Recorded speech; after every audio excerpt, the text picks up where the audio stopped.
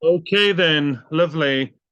Good morning, everybody. Welcome to our Amud Yomi Shiur. We are learning Maseches Kiddushin. We are in Daf Chaf Daled Amud Beis, but right now we're still in Chaf Daled Amud Aleph at the very, very bottom of the page of Chaf Daled Amud Aleph. That's where we are right now. We are learning the halachas, a whole new sugya about the fact that if an Eved Knaini, yeah, Eved Knaini, we're not going to translate what Eved Knaini is. You're going to guess what it means. That will be the riddle of the day. If an Eved Knaini is hit by his master, the non-Knaini master, and then the person, it says in the Torah, hits his eye or his tooth, yeah, making him blind or toothless, that means that at that very moment, the Eved goes free. He may or may not need a shtar, that's another story, but be'etzem, conceptually, the Eved goes free and is now a full Jew. And before we continue, I want to tell you the truth. I want to confess here in public confession. Why? Online, so many people watch me. I'm scared. And I want to make a confession of a rabbi online. That's a good title. A rabbi confesses online. And that is that I never noticed the fact that Shulchan Aruch, Rabbi Yosef Karo, Shulchan Aruch, has an entire siman regarding avodim. I think I saw it in passing, but never really paid attention to it. Now that Shulchan Aruch actually paskens that today, 2023, almost four, there are halachas of avodim kranim. I mean, I kind of knew about things that Eved Kranim may apply, and Eved Ivri does not apply. That I know from a Gemara, and Shulchan Aruch also says that. And Eved Knani applies, and all these halachas are actually brought down in Shulchan Aruch. So I don't know if that's Nogea today. Today it's illegal. I don't know. But be'etzem, conceptually, the halachas of Evet Knani are not in theory, they're in practice. How would you put into practice? I don't know. But Lamaisa, there is such a thing called Evet Knani, Tafshin Pei Daled. Yeah, don't ask me to sell you one because I don't have any Evet Knani. I'm looking for one myself. I'm joking. Right. Basically, now let's read the 4 lines from bottom of the page. Which means the Torah only tells us shen v'ayin, the only 2 organs that the Torah talks about, if you can call them organs, whatever, the eye and the tooth are the only ones that are mentioned in the Torah. And then it says shnei ksuvim maboim ke'echad. In other words, how do you know what we learned yesterday, that there are 24 evorim, there are 24 organs, extremities, the fingers, the toes? We're going to see the list later. The ears, the nose. How do you know that all of them are under the category, the big umbrella called evorim shen v'ayin? No, maybe when the Torah said shen v'ayin are not a prototype to teach me all other evorim that are whatever organs halachically. Maybe not. Maybe because the Torah wrote shen and the Torah wrote ayin, the Torah chose 2 examples, not one. That means that these are the only 2 examples and nothing else. And we explained the logic yesterday. Remember what we said? Why? If the Torah wants to give you an example of evorim, organs, the Torah can pick an eye, nose, ears, something, whatever, nice, whatever, because one organ comes to tell you an example. I gave an example after Shiur. It says a person who rapes a girl. It says if it was in the field, then it's called a rape because nobody could have helped her, right? It's a lonely place. Maybe it's only the field and not the beach, not the lonely beach, maybe not the forest, maybe not the desert. Shtuyot, of course it doesn't mean that. Use your mind. If the Torah says a field, it comes to tell you an example for any other space which is, which is not populated, which is not public. Isolated place. So maybe when the Torah tells you eye, okay, it means one organ. The guy's so cruel, let him, it's a knas, let him free his slave. But if the Torah gave you 2 examples, eye and tooth, then we seem to be picky and only pick these 2 examples and not one. So maybe the Torah, for whichever reason, is being exclusive to choose example A and example B, and not C, D, E, F, G, not the other ones. That's a question. Answers the Gemara, tzricha, no. We really need to write shen v'ayin, not in order to pick those 2 examples. We need to learn shen v'ayin for a different reason. There's another reason why the Torah wrote shen and the Torah wrote ayin. The ikos of achmono shen. Had the Torah written the word shen only a tooth, Havamina, I would have thought Afilu shen cholov. Are you familiar with the term milk tooth? Yeah, what's milk tooth? That's what they call, the first teeth, the baby teeth. Yeah, it says Rashi, shen sheyonak bo, the osid lachlifa, the shen that you have your mother's milk and eventually will regrow into a different kind of tooth. Yeah, that tooth is, I would have said, let's say an odoin hit the little baby's tooth and it's out. Maybe that little baby who has his, or maybe even 4 or 5 years old, yeah, he has the milk tooth, and the odoin knocked it off. Maybe the little Evid will go free. Answers the Gemara, that's why we say Kosav Achmano Ayin. That's why the Torah told me Ayin to compare Ayin to tooth and vice versa. To tell me, just like Ayin, it's the same eye that Baruch Hashem you were born with, and Mirat Hashem you're going to die with the same eyes. You don't switch your eyes in the middle of life, as far as I know, right? Mimela, what? Same thing with the Shen. Only the tooth that is kavua, only the tooth that is the one that you stay with your entire adult life, that shen is the shen that the odon is chayiv if you're knocked over, but the shen cholav is excluded by ayin. And that's why we needed to write ayin to tell me only an aver, an organ that's there for a long time, and not the baby one that's going to change. So maybe only write ayin, because of Achmana ayin, had the Torah only written the word eye and not the tooth, Avamina, I would have said, you're not chayiv a tooth at all. Maybe a tooth, you're not chayiv bichlal if you knocked his tooth. Why? Ma ayin shenivra imoy, I've called shenivra imoy. I would have said the eye that was created with a person, and you knocked it out, chalila, you blinded him, then you're chayiv. I've called shenivra imoy. So too, any other organ, like the fingers or the toes or the ears, they were created with a person, he was born with them. Aval shen loy. But maybe a tooth, you're not chayiv at all. Maybe a tooth is a kind of organ because it switches in the middle of life, not middle, at the beginning of life, the tooth switches from milk to meat. Then what? In Hebrew they say shen bosar, the tooth meat, the meat tooth, yeah? So because the shen changes in the middle, maybe you're not chayiv bichlal, meaning an eye would not be representing shen. Maybe you're potter and shen, tzricha. In other words, the reason why we wrote shen ve'ayin is not in order to close the circuit and tell me only shen ve'ayin excluding others. We needed to write shen ve'ayin to teach me simple, basic facts about shen, meaning, first of all, you have to know shen is chayiv. Otherwise, shen I wouldn't have known. I wouldn't have known you chayiv on shen. It's not an organ like an eye in the ear. It's something temporary that changes, right? And on the other hand, I wouldn't have known that maybe shen, a milk tooth, if the other knocked it, I would have said it's potter. Kamash mala no. Well, that's why we write the word shen to tell me that you ayin, to tell me that an ayin, just like an ayin, you are chayiv only. Shen is only chayiv when it's like an ayin, when it's the kavua, the adult one. The kitzer, so it's not because we are trying to limit it to shen va'ayin. Shen va'ayin are both written because there's a reason they have to be written to tell me about shen and a detail about shen that a milk tooth your potter. Okay, very nice. So far, let's summarize. What are we saying? Shen ve'ayin are two examples. We're in Daf Chaf Daled Amud Beis in the third line.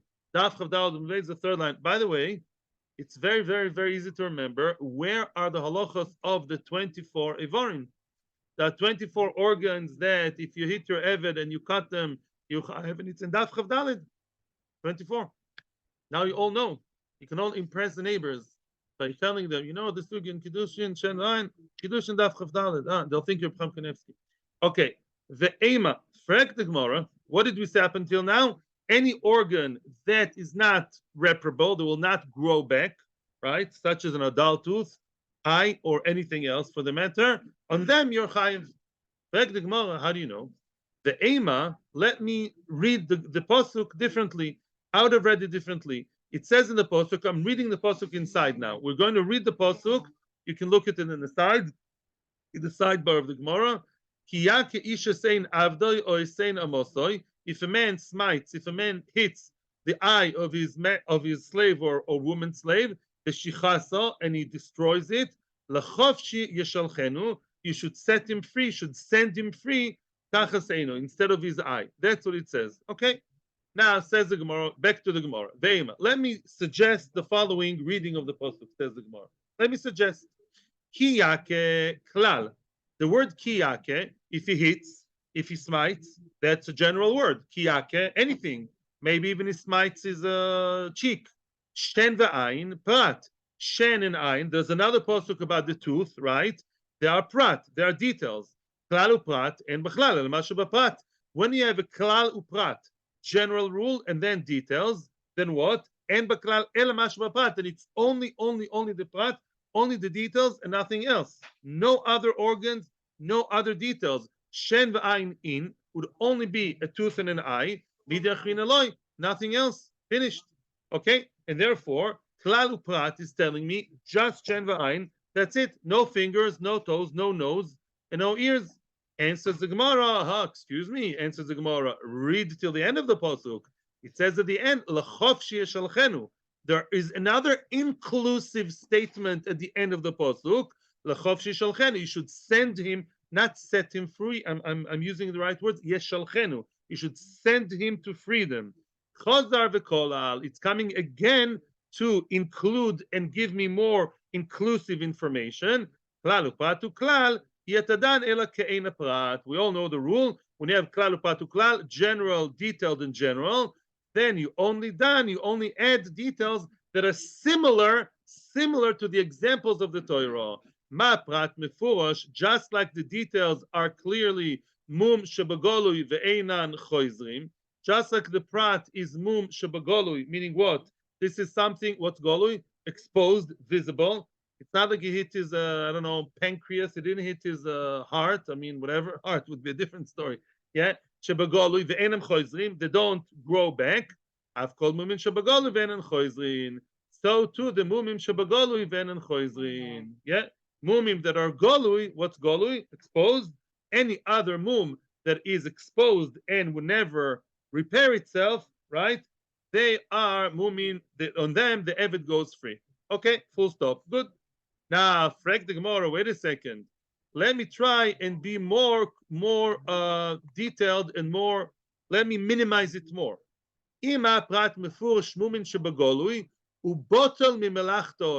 a new factor.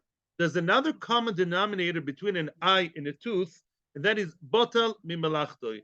Botal mimelachtoi means that you are actually causing him to be, partially at least, dysfunctional. Let's say the Eved, you hit one of the eyes of the Eved, he can't see with that eye, or later on we'll see, even if he partially can't see, yeah, you really mevatel mimalachtoi, yeah, he doesn't function in that organ. A tooth also, although people can live very nicely without one tooth, but that area in your mouth, you don't chew in, yeah, you have one less chewing tool in your mouth, right? And people who are missing a tooth could probably feel that, right? It's not the same. So maybe plus that it doesn't grow back.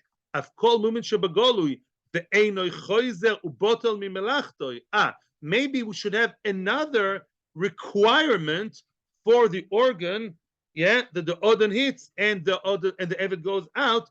Also, besides the fact that it's exposed and is not reparable, it's not doesn't heal by itself. Also, okay, I could say that. So that would include the fingers. Yeah, let's say you don't have one finger, you don't function as well. If you don't have a pinky, your function is not as good, right? Whatever, you have something missing.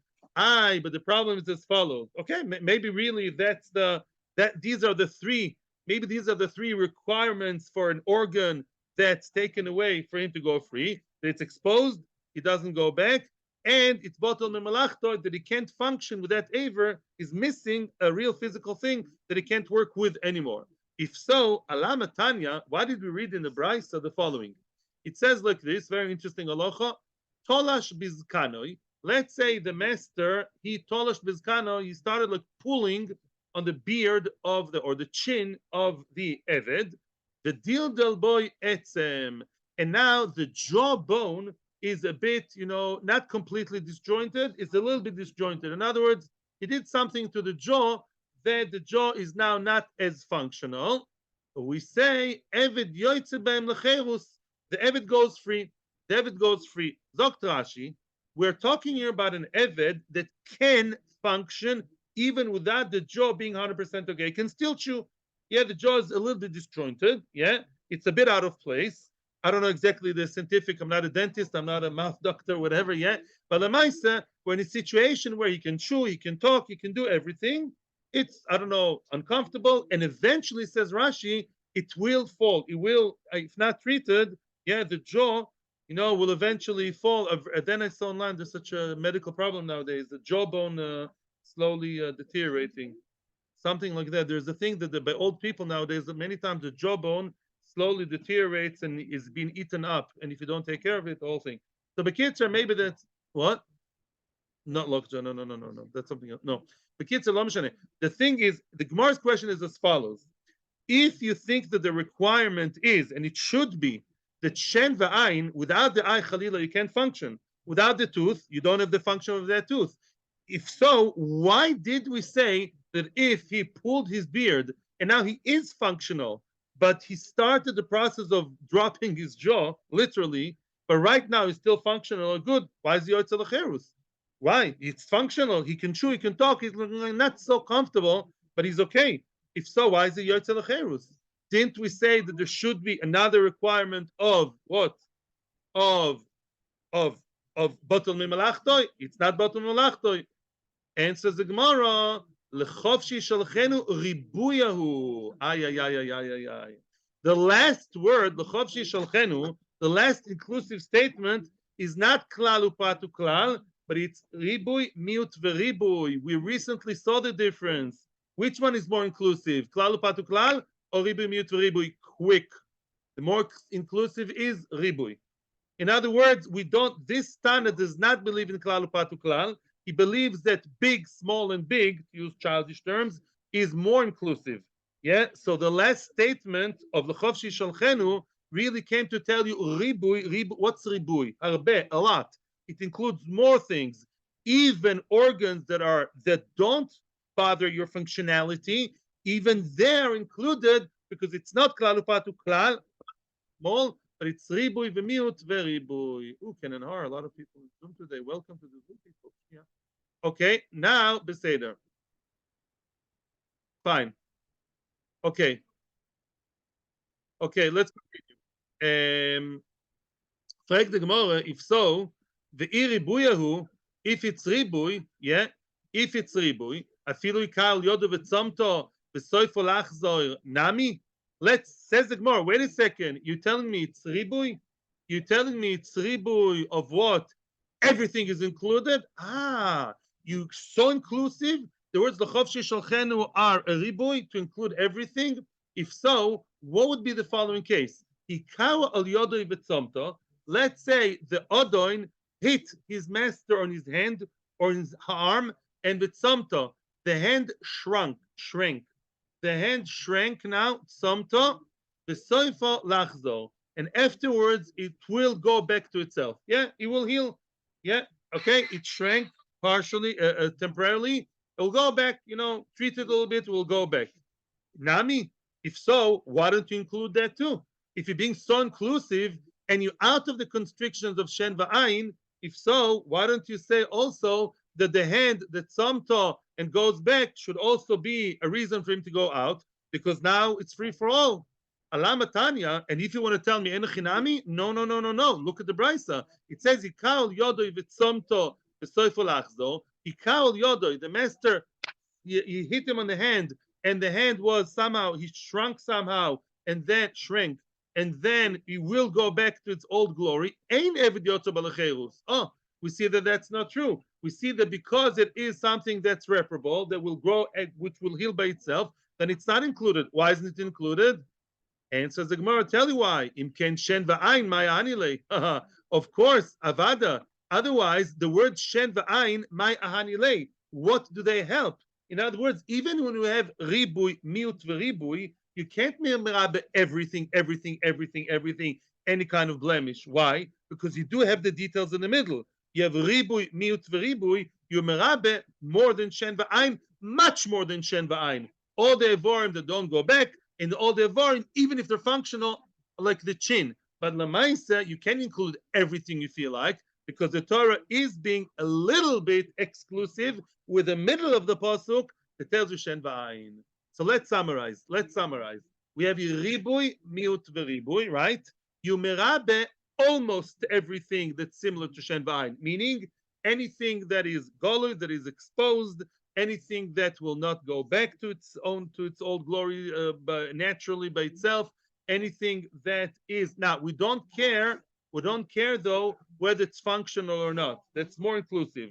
Even if the Eved can still function like with a jaw, still he's yoytze lecherus. That we included. But something that is completely separate, completely different to shen v'ayin, you hit him on the hand and the hand just goes back, that is already not included. That is not in the group. And if you hit him and the hand will go back to itself, no problem. Only if you cut it. Tonu abonon. Yes. You okay? You looks like you want to ask a question. You don't have to. You're not mechuyev to ask questions. You can if you want to. Yes. Question time and tea time for me. Now comes the question.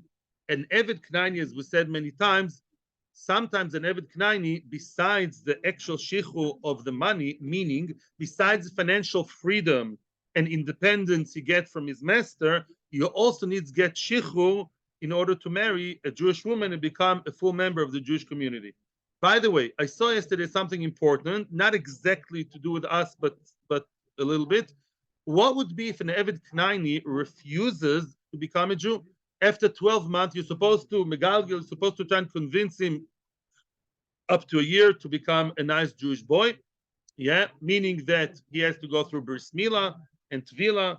Yeah, let's say he's not interested in continuing into being Jewish.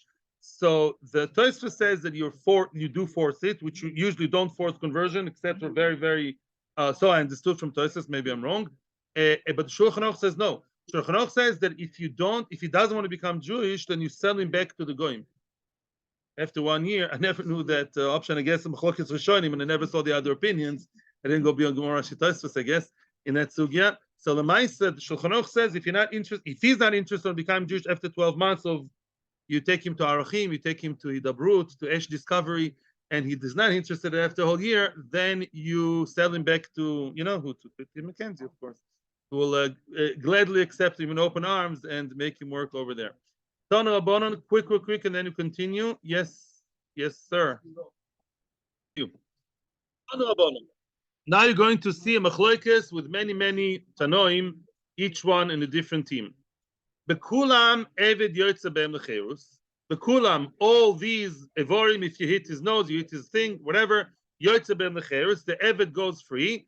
The tzorich get shichu, dev Reb Shimon. Says Reb Shimon, all very nice. He also needs get shichu. Fine, the tzorich get shichu. Says Rashi, why? La'tiroi bebas choirin. If he really wants to marry a nice Jewish girl or not nice Jewish girl, he needs what? He needs to get shichu to be a full member of the nation, of the community. So says Rabbi Shimon. Now count the names. Rabbi Meir Omer Eino Tzorich. Rabbi Meir says no, he does not need to get.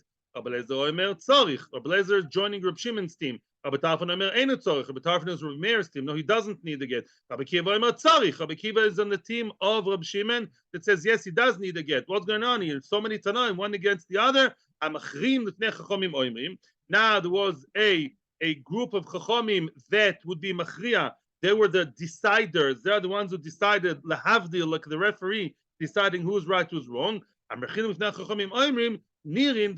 basically, the Machrim, Lachria, by the way, also means that one side is partially correct, the other side is partially correct also. Sometimes that's achro. And what did they say? Nirin diva bitafon b'shen va'ayin shatoiro ziktaloi. When it's shen va'ayin and the Torah is the one that says outright, what's mefurash in the Torah? Which Evorim grant his freedom for sure? Midoraisa, black and white, that every person can see, every reform and every Christian. Shen va'ayin, right? Good.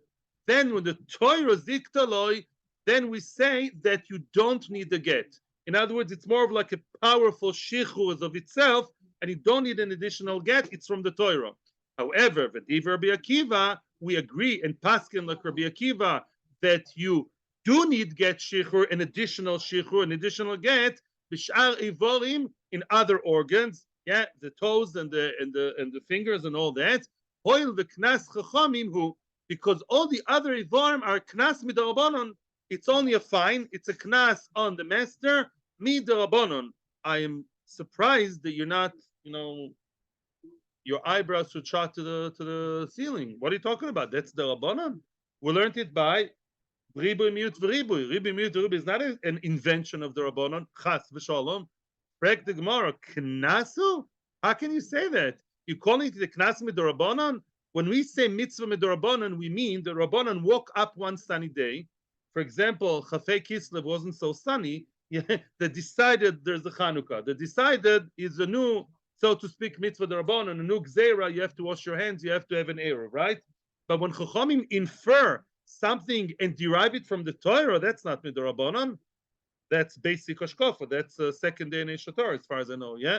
If so, Kloi Kadoshinan, what are you talking about? This is a drosha in the Torah. In other words, Shen v'ayin that are explicitly written, and the other avorim that are not explicitly written in the realm of in the hierarchy of Torah, they're both midoraisa just the same. And therefore, why should it be different? Why should there be a difference? Why should you say that one written in the Torah is stronger, does need the get, and the one that's the Rabbanon, it's not the Rabbanon, it's the Raisa. Stop right there. Don't call it the Rabbanon. Yeah? Answers the Gemara, Ella, we don't answer, therefore we change the words, we rewrite the previous statement. That's interesting. We're going to explain that too. It doesn't make it much better, by the way, but there is both are doraisa. Both are doraisa. Shem v'ayin are written in the Torah black and white, and every person who knows how to read Hebrew, completely chiloni, he can read Shem v'ayin. It's written, yeah, and even modern Hebrew, same word. But she'enk and the other evarim, that we infer from Midrash Chachamim, and therefore the halacha should be different. I'm not, now my question is, and it's Toys's question and the Ritva's question, so what? It's still all the Raisa. You just push the buck, yeah?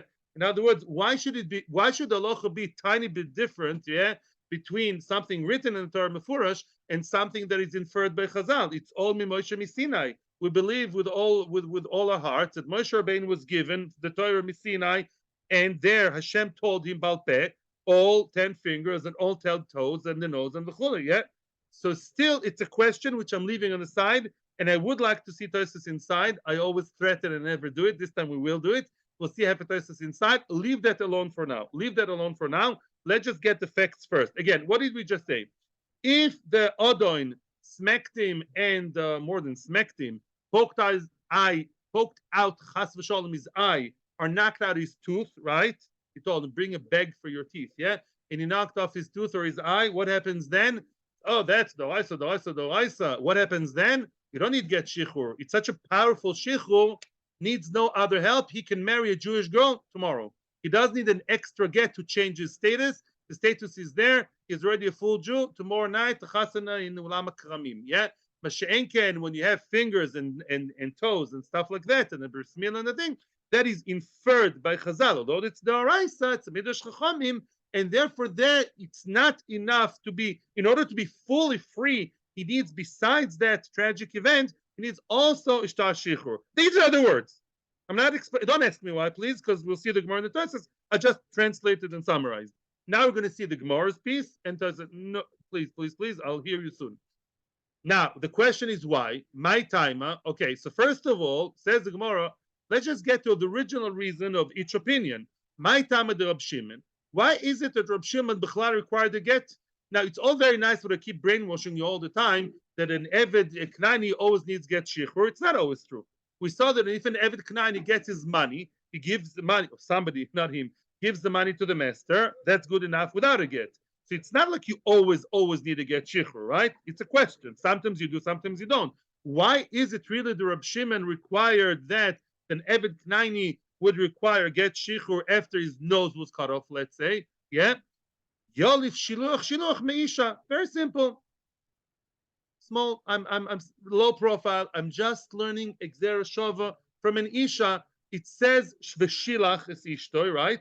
It says if a man divorces his wife, he sends her away. Shilach v'shilcho mi beisoi, right? Okay. And by an eved also it says over here. It says the word yeshalchenu.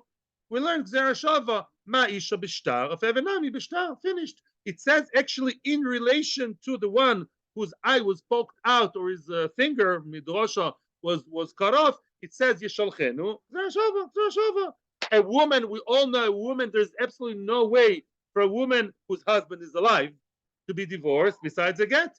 So to an Eved, in this case of the Shen Vine, he needs a get. Why? Because the Torah said so. That's why. Because that's a Gzar Shava, says Rabbi Shimon. That's what I'm learning. Now, Rabbi Meir.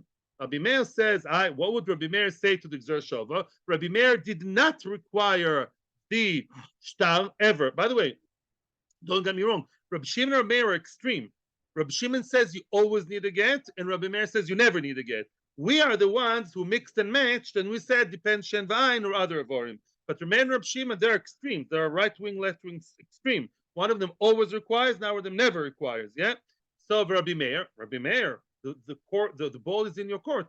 Can you tell us? Don't you believe in the Kal V'chomer or V'shilach? Remember, Kud doesn't have to believe in every Gzera Shava. Is that so? Says the Gemara, no.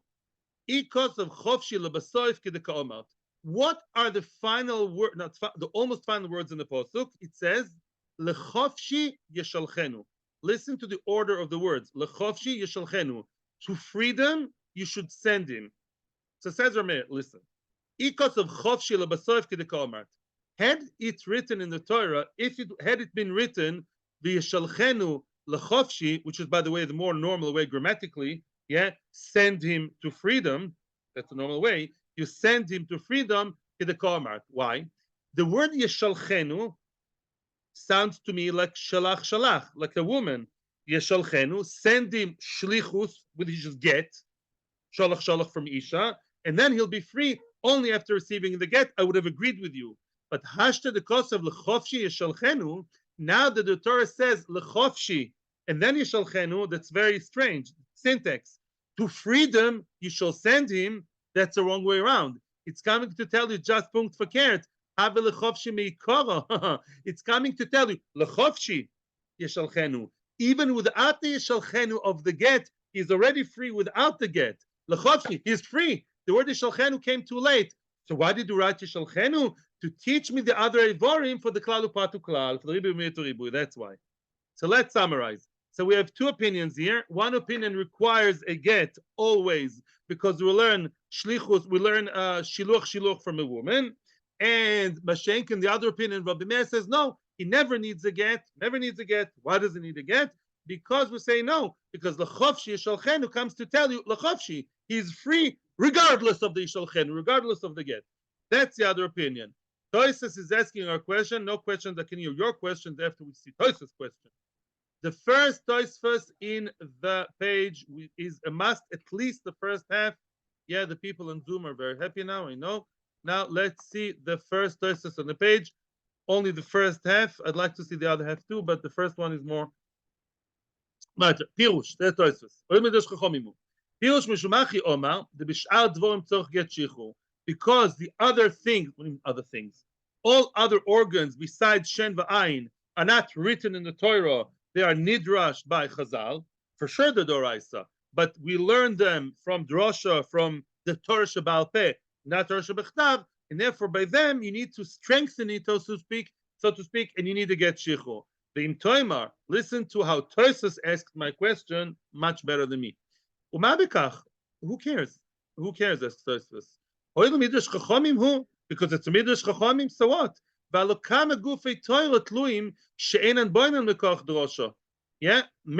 gufei Torah, many essential bodies of Torah, yeah, are tluim. They're hanging out there. They're not written in the Torah. The Mikoch Drasha. I want to ask you a question. I once heard from a rabbi, I don't know, something about not taking the bed from the good on Saturday. Did you hear that? Is there such a thing? Religious people believe in that? Yeah. You're not allowed to take the bad stuff out of the good stuff on Saturday? Yeah. I've heard Bora or something. Oh, yeah. Oh, really? Wow. In other words, where does it say Boyer in the Torah? Or in fact, 37 malachos are not written in the Torah. You know that most of what you're not allowed to do on Shabbos is not written in the Torah. Only fire is written, right? And maybe chorish v'kotzer is the machlokes if you relate to Shabbos or to Shemitah. So how do you know not to do Boyer and mechatech and me'amer and koitzer? How do you know that? You know it midrasha lamites malachos because we juxtapose. There's smichus parshas vayakol kule.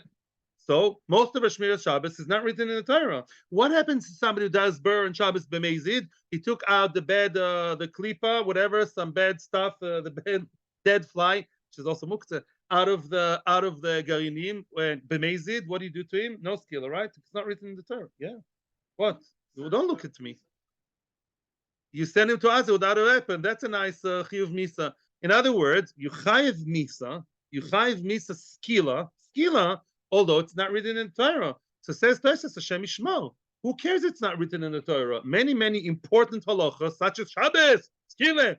Most of Shabbos is not written in the Torah. I'm sorry. And yet what? And yet we relate to it with the same level of severity. Please explain, says Tosfos. Answers Tosfos, brilliant. Of course, it's brilliant.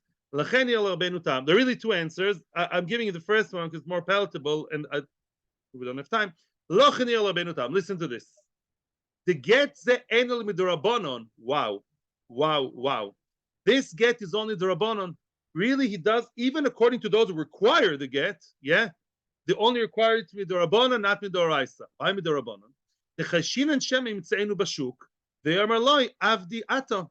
Let's say the master, Mr. Master, who could not control his anger at some happy note in his life, yeah, may meet the Eved after the Eved is free already, and he will say, "You are my slave, come back home with me." And maybe he'll be supported by the Chevra around him. You know why? That's a difference. Brilliant. It's true that Shen v'ayin and toes and fingers are the same. We know that because we're Talmidei Chachamim learning Kiddushin, Daf Chav Daled. But the man in the street who just goes to the Parshas Shavua and he only goes to listen to the Torah on Shabbos, all he knows is Shen v'ayin. He doesn't know about the other Avorim. So then, could be even naively, mistakenly, you'll find him in the shuk, or maybe he's amazing and his friends are naive, but society, environment don't know that if you cut off his finger, he really goes free. And then he will really subjugate him again. Maybe the Eved will not be able to go to BSD, doesn't feel comfortable to do that, yeah? And therefore, that's chashash. And that's why we said that if you did something to him that only not everybody knows about, you have to give him a get shichur, so the Eved has a proof of purchase, that he purchased himself, that he's a free. He has an affidavit of freedom. Lekach tiknu get shichur. That's why they decided get shichur, and says the Ritva adds also, closing the circle, the Ritva says, no, there's another reason, because why? Because he wants to marry a Jewish girl, and maybe the Jewish girl doesn't know. In other words, in order for him to really be able to marry a Jewish girl in a way that would be accepted by everyone, better have a shtar. If he has his eyes poked out or his tooth, everybody knows that. And the whole town saw him without an eye, without a tooth. You can see, look, I have no tooth, I have no eye, chas v'shalom, I'm an Eved, I'm a free Eved, I want to marry the daughter of Rosh Yeshiva. Mashenken, if he does have a finger, not everybody knows, and therefore, to play it safe, they were miyasid midorabanan, mitakin midorabanan, to have a shtar, to be on the safe side, to deal with society's amaratzis. I'd love to continue the second part of Tosfos, and I promise you that if we finish the Amud, we will, bli neder. But for now, I would continue. Tonu Rabbonon. Oh, this comes to answer a little bit the question of Peretz. Ikar eino v'sima. A person hit the Eved on his eye and blinded it. Lo leinu suma. He made him blind. Even one eye out of two already is less functional. Then he's blind. Then what? Al ozno v'chersha. He hit him on his ear. We said ears are one of the 24 organs that are in the group, yeah? And he hit him on the ear, v'chersha, which means now, parents, we see that even though, yeah, the ear is not out of the place. He didn't pull out his ear or cut off his ear. The ear is physically there, but it's dysfunctional, it's deaf. He deafened him. Yeah, turned him into a deaf person. Neged eino v'chersha. If you made it dysfunctional, even though they're not cut off, they're not poked out, still yotze lecherus. In other words, we understand that the Torah's punishment of the Odon is he made him dysfunctional. Okay. Neged einoi, however, comes the second case. Neged einoi ve'einoi roye. Let's say he hit him, neged einoi, he was standing by the wall, and the Odon hit him near his eye, right? Near his eye, and the bang, the boom, and the voice, the terrible sound made him blind. He somehow got so scared, some kind of trauma, some kind of less direct, this is the name of the game here, not directly on the eye, he hit him next to the eye, yeah, neged einoi, and now he's like so stunned, so blinded by that, he really became blind. But it's not a direct thing, yeah, there was like a boom, a bang, a voice, noise, that made him, out there. Maybe his retina was rattling there because of the noise, the sound waves. I don't know. Keneged oznoi ve'ena shomea. He came next to his ear and banged the door, the table right near his ear, and now he cannot hear. And Eved Yotze ben Lecheirus. If it's more indirect and it was caused by the sound waves, by the noise, by the boom, by the bang, by the boom, by the buzz, by the voice, by the call, then the Adon is not Yotze Lecheirus. Maybe he's a Gromanik, he's Mazik Begromo, and he's Posel Eidus. I don't want my daughter to marry him, but Lamaisa, the Eved is not Yotze Lecheirus. Fact the Gemara, Omar Rav Shemen Rav Ashi, Rav Shemen asked Rav Ashi, Lememra de Kala Lav Klumu. Is the Torah telling me, or Chazal telling me, that a voice, noise, sound waves are halachically nothing? In other words, if somebody created nezek, caused nezek, we all know about groma. Don't tell me groma. But maybe if I went bah right next to his ear, or I really banged next to his ear, not on the ear, and the noise of my fist, the blow, the impact, the noise caused him to be deaf, don't we consider that as direct nezek? Don't we say that the sound waves are a real thing? Is that a nothing? And the Eved just keeps working tomorrow morning, get up in the morning to pick the cotton? Is that so? Well, I'll show you otherwise. We learned in Bava Kama's second parak, I'll show you now a contradictory statement from Bava Kama. What does it say over there? Tarnegol, kookadoodle-doo. There's a tarnegol, there was a rooster. He basically cocked his head, he extended his head, into the airspace of a kliz chuchis, of like a fine, some kind of vessel, receptacle made out of glass. Like a nice glass vase, a big one. And the Gemara says there was the food for bird food over there, chicken food over there, and he put it in his head, which is normal. It's called shen. I'm reminding you of Vakama, In other words, it's normal behavior. And as he was eating, he was how do you say the noise of he was kookadoodling, he was crying, he was crowing, he was crowing. Oh, the Toka boy, he crowed, the Shiva, and he broke it. With the sound wave was so strong that he broke it. I don't know if it's true. Once my friend told me that some singers they can break glass with a voice. It's true. He was saying it about a friend of his, whatever. Sound waves can break glass. Meshalem nezek shalem. Opa. That Tarnagol's owner, the owner of that rooster, has to pay for your nice expensive vase. Ming vase. Not ming. From glass, It was a glass thing, he has to pay. So what do you see? That the sound waves is considered as nezek, as direct nezek, right? There's also about soiros. We're not going to talk about that, but lamaisa, it's called nezek, even though there was sound waves and there was no physical touch. He didn't touch it with his beak, and yet we do consider that as nezek shalom. Yosef Amri Beirav. Additionally to that, we bring one more example to support the question and intensify the question. Sus shetzonaf, a horse that neighed, the chamor shanar, a donkey that brayed. The shovru kelim besocha, and the broke kelim with the sound of their very, very strong braying or neighing, the shalmim chatzi nezek, they pay half a nezek. Why is it nezek shalom chatzi nezek? Because it's tzroiros. If you remember, tzroiros is if an animal does something without touching, but mikoichoi, that's an animal who's walking down the street and was stepped on gravel, and that gravel hit something else, you have to pay chatzi nezek, and according to sumchus nezek shalom. The point is you have to pay. The machlok is sumchus rabbanon, and that's what we say sometimes nezek shalom chatzi nezek. But we do relate to it as real nezek that you have to pay. Mid deoraisa midine odom in Beis Din. It's not groma. It's called that you have to pay of your pocket in Beis Din. Otherwise they hit you. You really have to. So what's going on? What's the difference? Why is it if I banged right next to my Eved's ear, without touching him? He spoke to a lawyer and a social worker before. Don't touch him, they told him. He didn't touch him. He did it right next to his ear. A real big bang. The Eved's so traumatized, so besides himself, he was, he's now deaf. And it's not okay, but not b'din adam. Keep working. When it comes to the tarnagol or the chamor, the sound waves over there are a real thing. Why? Why over there you have to pay? Omerly comes the answer. Shiny adam. This is the Bala Musa bring. This is a Musaldik answer. This is Musal Seder now. Shiny Adam, a person is different to Kelis Chuchis. Wow. Because the person is a baldas, he causes himself to be scared. It's the Eved's choice how to, if he's not touched physically, it's his choice, so to speak, how to take the banging. Some avodim would take it like a man, and some would be so scared.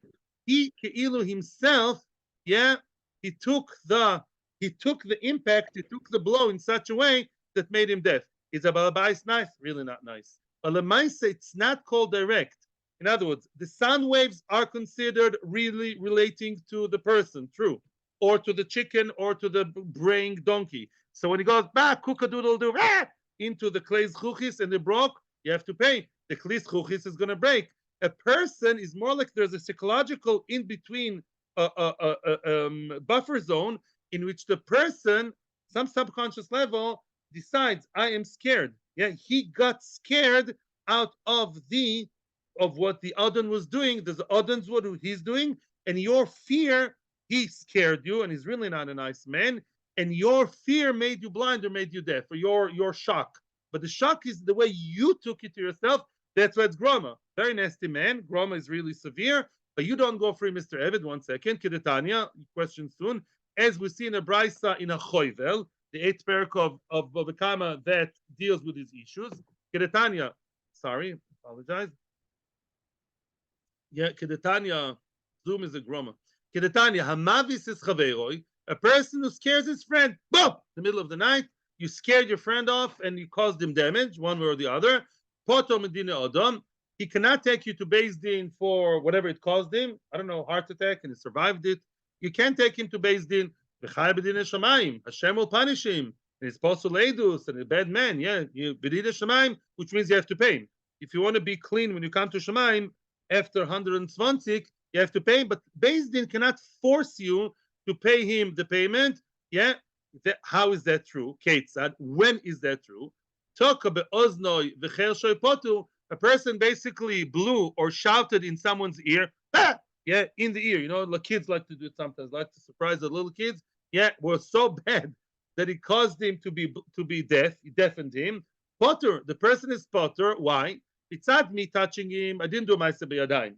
Mitzad, the fact that the voice is connected to me, true. The voice is connected, but he took the voice and became blind. Oh, that's a good definition. It's kilo, I threw a voice into the air, and the person took the voice and became blind with it.